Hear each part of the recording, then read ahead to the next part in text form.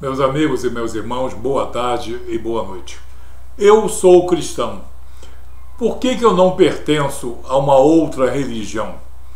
Afinal de contas, dizem as pessoas que existem diversas religiões e elas dizem até o absurdo de que todos os caminhos levam a Deus, que todas as religiões são lícitas e há vários caminhos pelos quais nós podemos chegar a Deus.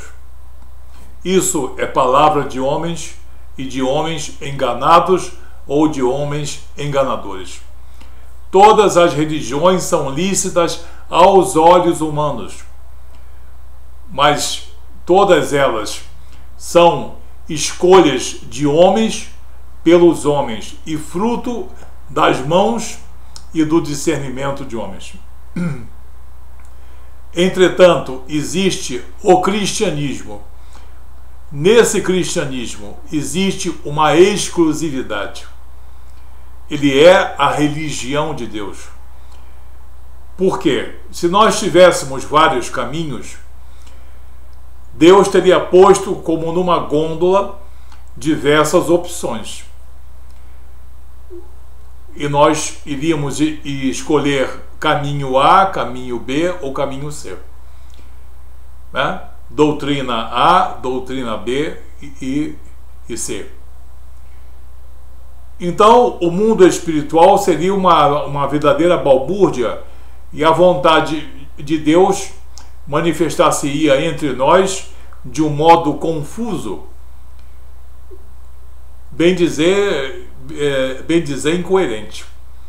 Mas o que Deus criou para nós e que foi elaborado desde a fundação do mundo, desde antes da fundação do mundo, é uma doutrina de resgate e reconciliação de Deus com os homens por intermédio de Jesus, por intermédio do Espírito Santo, por intermédio da palavra revelada.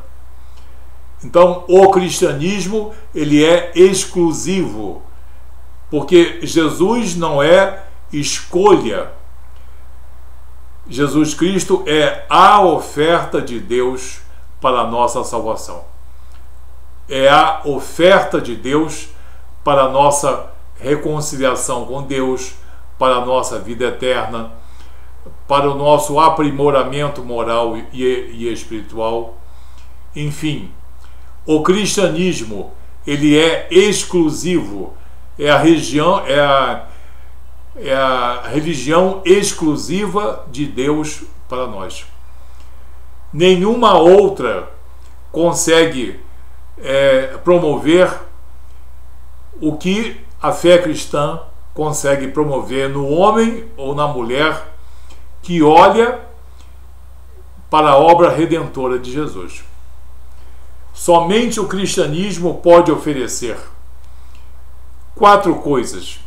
Eu vou citar apenas 4 coisas para nós sermos mais breves. A primeira coisa, a reconciliação com Deus. A nossa natureza pecaminosa nos mantém afastados de Deus. Presunçoso é o homem que pretende chegar a Deus por meios próprios. É presunçoso o homem que diz não ter pecado.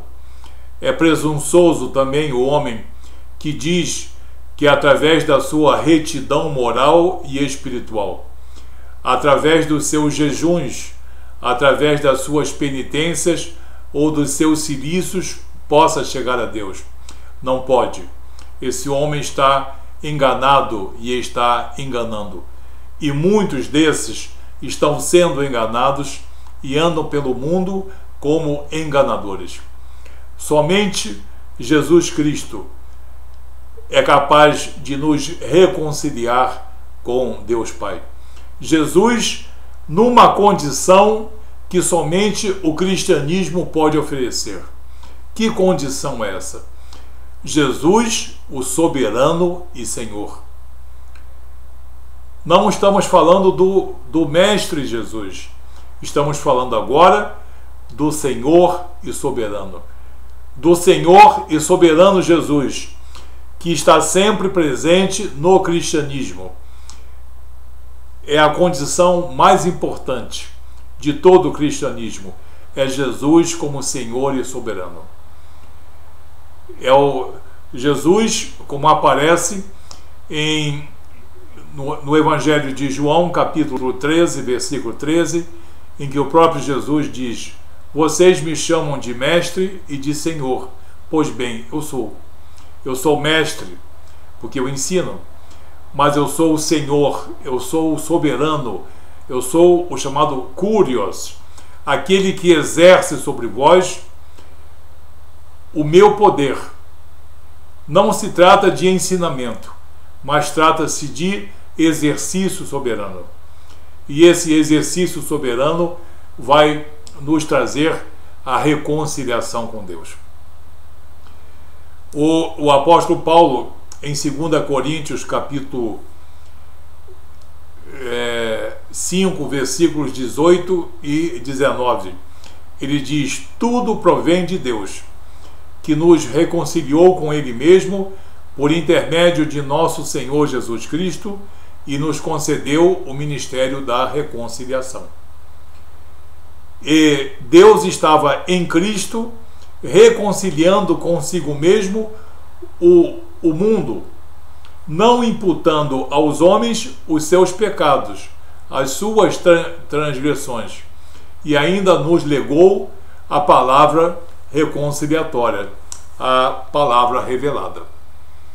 Então, assim, a primeira coisa que o cristianismo pode oferecer, e só ele pode oferecer, é a reconciliação com Deus.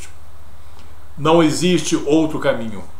E o próprio Jesus disse: eu sou o caminho, eu sou a verdade, eu sou a vida, e ninguém chega ao Pai senão por mim.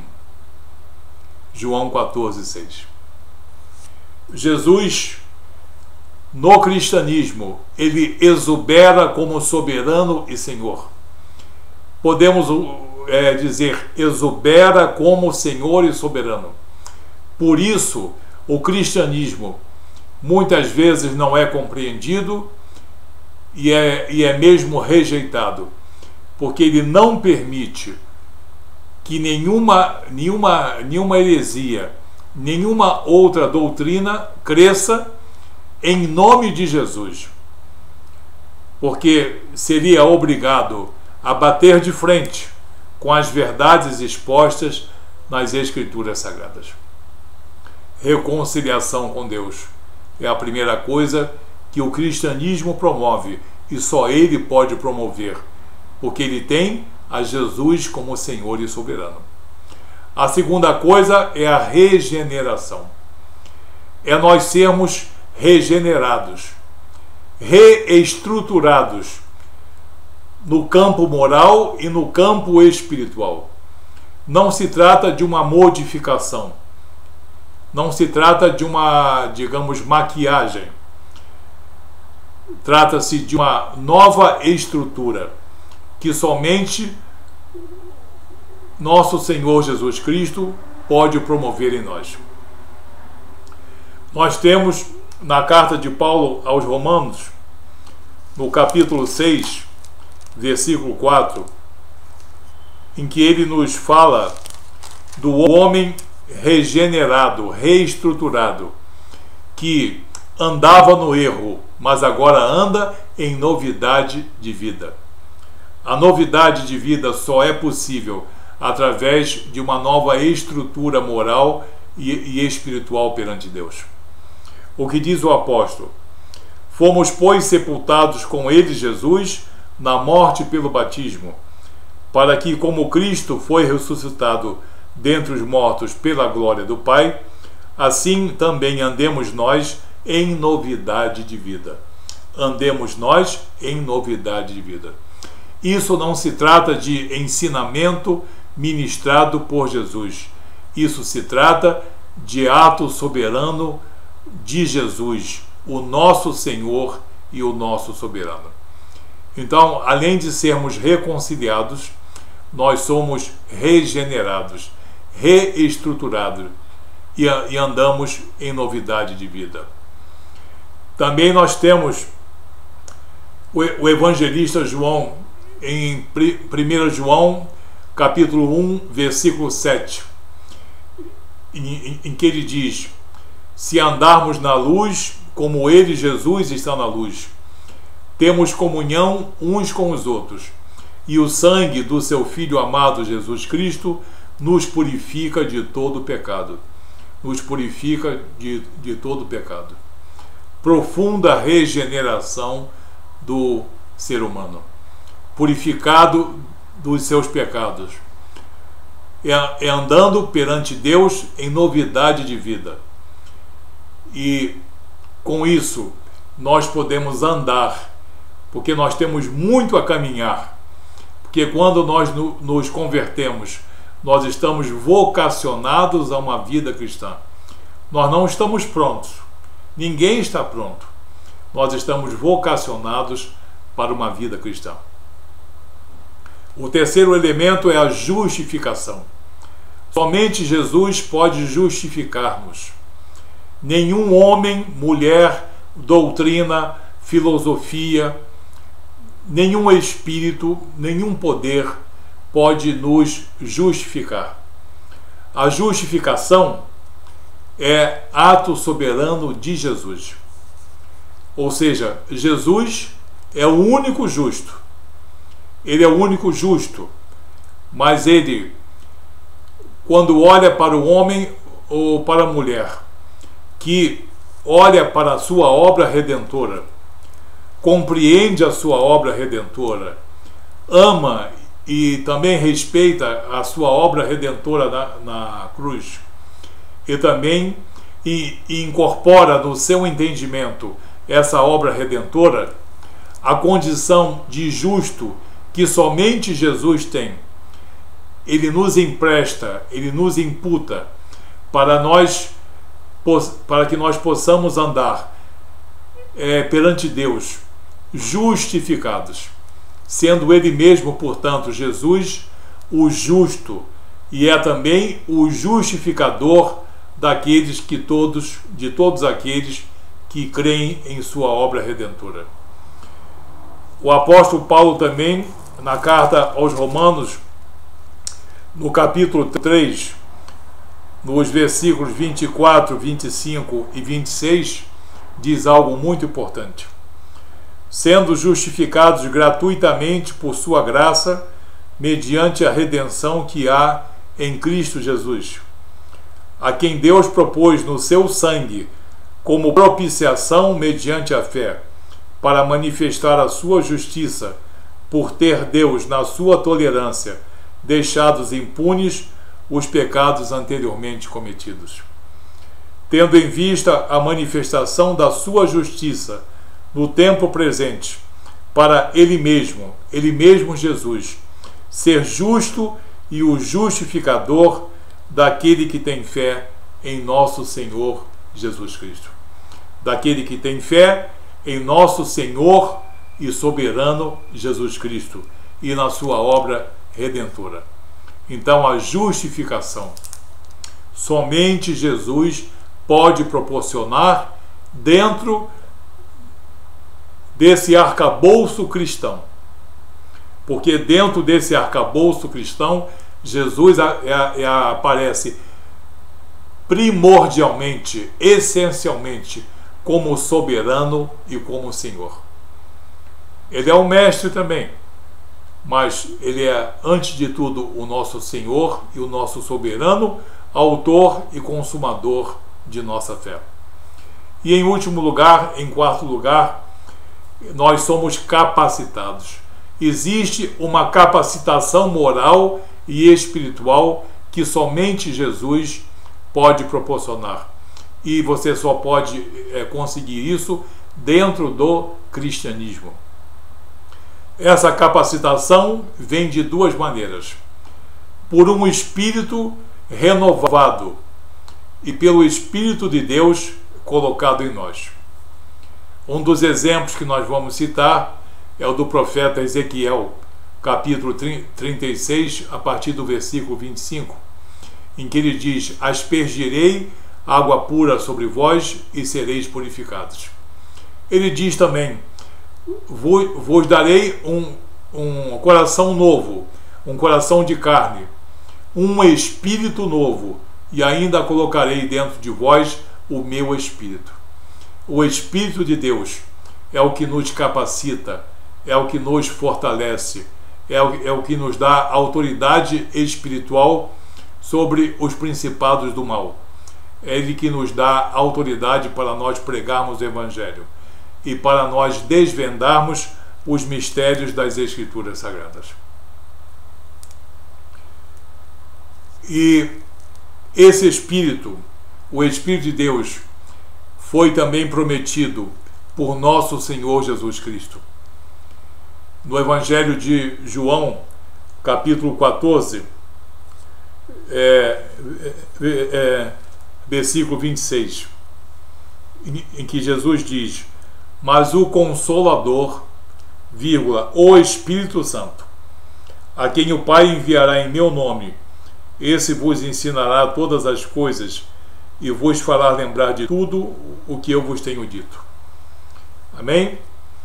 Então, o nosso espírito renovado por Deus e o Espírito Santo de Deus que habita em nós nos capacita.